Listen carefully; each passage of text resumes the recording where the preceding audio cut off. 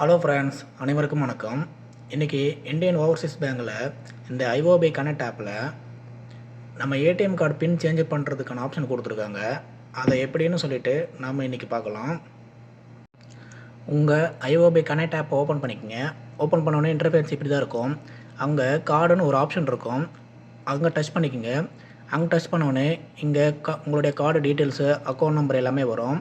அங்கே card டீட்டெயில்ஸில் 4 number இருக்கும். அது உங்களுடைய கார்டு நம்பரான்னு சொல்லிவிட்டு கரண்ட்டில் இருக்கிற கார்டுனான்னு சொல்லிட்டு பார்த்து செக் பண்ணிக்கோங்க.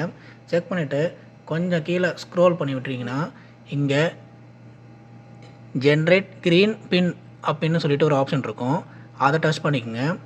அதை டச் பண்ணோடனே இங்கே உங்கள் கார்டோடைய டீட்டெயில்ஸ் வரும். அங்கே டச் பண்ணிக்கோங்க. அங்கே டச் பண்ணோடனே இங்கே என்டர் நியூ பின், கன்ஃபார்ம் நியூ பின் அப்படின்னு சொல்லிட்டு இருக்கும். அதில் உங்களுடைய புது பின்னை நீங்கள் போட்டுக்குங்க. போட்டு கீழே எப்படி போடக்கூடாது அப்படின்றதுக்கு சிம்பிள் கொடுத்துருக்காங்க. நீங்கள் கொடுத்துட்டு கீழே ப்ரொசீடுன்னு இருக்கும். ப்ரொசீடை டச் பண்ணிக்கங்க. டச் பண்ணோடனே இங்கே எம்பின் கேட்கும். இந்த ஆப் ஓப்பன் பண்ணுறதுக்காக ஒரு எம்பின் நீங்கள் கொடுத்துருப்பீங்க. அந்த நம்பர் கீழே கொடுத்து கீழே ப்ரொசீடு இருக்கும், அதை கொடுங்க. கொடுத்த உடனே பின் இஸ் செட் சக்ஸஸ்ஃபுல் அப்படின்னு சொல்லிட்டு வந்துடும். அவ்வளோதான் ஃப்ரெண்ட்ஸ். முன்னாடி இந்த ஆப்ஷன் நம்ம ஏடிஎம் மிஷினில் கூட நம்மளால் சேஞ்ச் பண்ண முடியாது. ஆனால் இப்போ இதை இந்த ஆப்லேயே கொடுத்துருக்குறாங்க. இந்த ஃபியூச்சர் எப்படி இருக்குன்னு சொல்லிட்டு மறக்காமல் கமெண்ட் பண்ணுங்கள்.